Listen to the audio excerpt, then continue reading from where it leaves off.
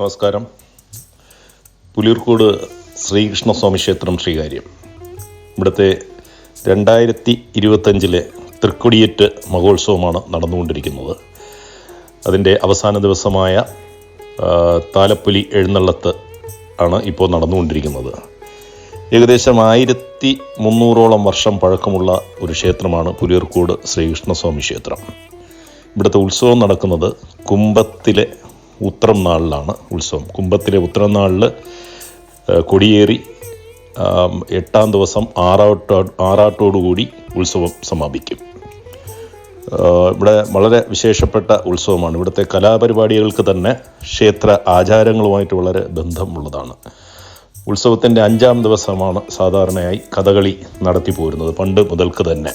അതിന് ഇവിടെ ഒരു ഐതിഹ്യമുള്ളത്, ഗുരുവായൂർ ഉത്സവം കഴിഞ്ഞ് ഇവിടുത്തെ കഥകളി കാണാനായിട്ട് ഗുരുവായൂരപ്പൻ്റെ സാന്നിധ്യം ഇവിടെ ഉണ്ടാവുമെന്നാണ് പണ്ട് മുതൽക്കേ പഴമക്കാർ വിശ്വസിച്ചു വരുന്നത്.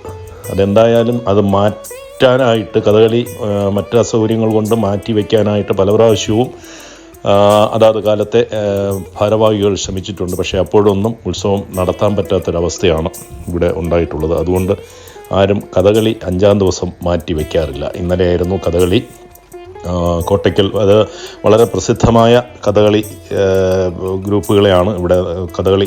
പുലിയൂർക്കോടത്തെ കഥകളി വളരെ പ്രസിദ്ധമാണ്. വളരെ ദൂരെ നിന്ന് ഫോറിനേഴ്സ് പോലും കാണാൻ വരുന്ന ഒരു വിശേഷമാണ് ഇവിടുത്തെ കഥകളി. അപ്പോൾ ഇപ്രാവശ്യം കോട്ടയ്ക്കൽക്കാരുടെ കഥകളിയാണ് നടത്തിയത്.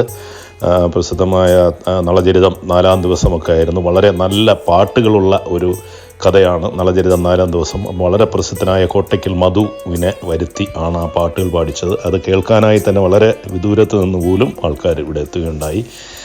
അതുപോലെ ഇവിടുത്തെ താലപ്പൊലി വളരെ പ്രത്യേകത, വേറെ ഒരു ക്ഷേത്രത്തിനും ഇല്ലാത്ത തരത്തിലുള്ളൊരു താലപ്പൊലിയാണ്. ഇവിടെ തന്നെ താലപ്പൊലി ചമഞ്ഞ് ഇവിടെ കമഴ്ത്തുന്ന, ഇവിടെ ക്ഷേത്രത്തിലൊരു 7 വലത് വന്ന് ഇവിടെ കമഴ്ത്തുന്ന ഒരു ചടങ്ങാണ് നടക്കുന്നത്. താലപ്പൊലി ദിവസം ഭഗവാന്റെ ഈ 4 സൈഡുള്ള ശീവേലി തൂവൽ കഴിഞ്ഞിട്ട് ഭഗവാൻ നേരെ പള്ളി വേട്ടയ്ക്ക് പോകും. പള്ളി വേട്ടയെന്ന് പറഞ്ഞാൽ സമൂഹത്തിലെ ക്ഷുദ്രശക്തികളെ നശിപ്പിക്കാൻ ഭഗവാൻ പോകുന്നു എന്നുള്ളതാണ് എൻ്റെ സങ്കല്പം. അത് കഴിഞ്ഞ് ഭഗവാൻ തിരിച്ചു വന്ന് വളരെ സന്തോഷവാനായിട്ട് നിൽക്കുമ്പോൾ ആണ് ഈ ഇവിടുത്തെ ദേവസംഗീതമായ നാദസ്വരം, അതെങ്കിൽ വളരെ പ്രശസ്തരായിട്ടുള്ള നാദസ്വരക്കാരെയാണ് ആ ദിവസം വിളിക്കുന്നത്. അവരെ അവിടെ നിന്ന് ഏകദേശം ഒരു 3-4 മണിക്കൂറോളം നാദസ്വര ഒക്കെ കേട്ട് ഒരു 7 വലത് പ്രദക്ഷിണം ഇവിടെ നടത്തി ഏകദേശം ഒരു 12:30-ക്ക് ശേഷം, അടുത്ത രാത്രിക്ക് ശേഷമാണ് താലപ്പൊലി കമഴ്ത്തി ഭഗവാൻ തിരിച്ച് ക്ഷേത്രത്തിലേക്ക് കയറുന്നത്. അതൊരു വളരെ പ്രത്യേകതയുള്ളൊരു ആചാരമാണ് ഇവിടെ നടന്നു വരുന്നത്. അത് കഴിഞ്ഞ് നാളെ ആറാട്ടോടുകൂടി കൊടിയിറങ്ങി ഉത്സവം സമാപിക്കും. ഇതാണ് ക്ഷേത്രത്തിലെ ഉത്സവത്തിൻ്റെ വിശേഷങ്ങൾ. ഒരുപാട് പറയാനുണ്ട്, പിന്നെ സമയം കുറവായതുകൊണ്ട് അത്യാവശ്യം കാര്യങ്ങൾ മാത്രം ഞാനിവിടെ പറയുന്നു എന്ന് മാത്രം. എല്ലാവർക്കും നല്ലത് വരാനായിട്ട് ആശംസിക്കുന്നു. ഹരേ കൃഷ്ണ.